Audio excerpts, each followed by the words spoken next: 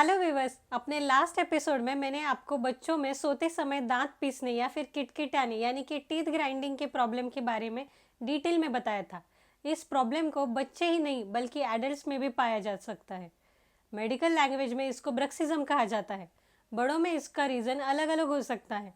Mostly लोगों को पता नहीं होता कि वो नींद में दांत किटकिटाते हैं या फिर दांत से ठक ठक जैसी आवाज़ निकालते हैं जब वो सोए हुए होते हैं, जब तक कोई उन्हें वॉच नहीं करता है।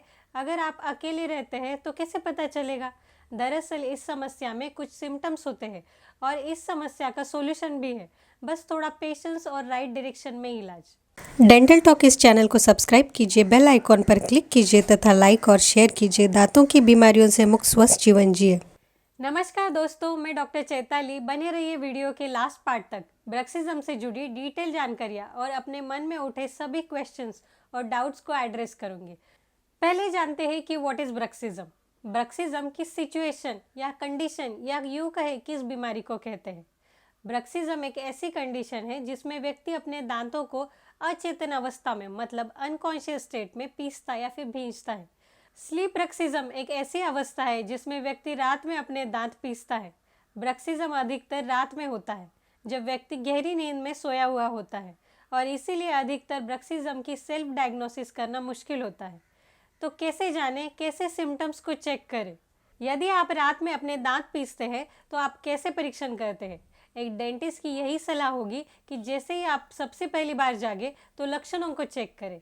गुस्सा और स्ट्रेस के कारण अक्सर एडल्ट अपने दांत पीसते या फिर भींचते हैं, वो बात अलग है, लेकिन हम बात कर रहे हैं ब्रक्सिज्म की। दांत पीसना अधिकतर रात में पाया जाता है, इसलिए अगर आपको कोई भी लक्षण हो तो सुबह उठते ही चेक करना चाहिए। कुछ ऐसे लक्षण होते हैं जो पॉइंट आउट करते हैं कि आप रात में सोते समय अपने दांत पीसते हैं, जैसे एक धीमा धीमा कंटिन्यूअस सिर दर्द, जॉ यानी जबड़े में पेन होना, जॉ मसल के कसाव या फिर दर्द, अचानक आप नींद से जागते हैं और दांत पीसने की आवाज़ सुनाई देती है, गर्म ठंडे या फिर ब्रश करते समय दांतों की संवेदनशीलता, मसूड़ों की सूजन, गालों के अंदर कोई कट या फिर घाव, धीरे धीरे दांत चपटे हो जाना, क्रैक, चिप या फिर दांत लूज हो जाना, दांत में पेन या फिर सेंसिटिविटी, आपके कान या फिर टेम्पल के आसपास डल इची पेन, मुंह खोलते समय क्लिकिंग या फिर ग्राइंडिंग की आवाज़ सुनाई पड़ना। Dental checkup is important. अगर आपको डाउट है कि आप रात में अपने दांत पीसते हैं तो डेंटिस्ट से ज़रूर चेकअप करवाएं और सलाह लें। डेंटिस्ट ब्रक्सिज्म के सिम्टम्स जैसे कि जबड़े को छूने पर दर्द होना या फिर घिसे हुए दांत को देखते ही आपको ओरल चेकअप करेंगे। ज़रूरत पड़ने पर आप कुछ प्रोफेशनल ट्रीटमेंट भी लेनी चाहिए। डेंटिस्ट ये चेक करेंगे कि कहीं आप किसी अन्य बीमारी से पीड़ित तो नहीं है जिसके कारण इस प्रकार का दर्द होता है। कुछ और भी रीज़न को एक एक्सपीरियंस डेंटिस्ट चेकअप करने के बाद रूल आउट कर सकता है।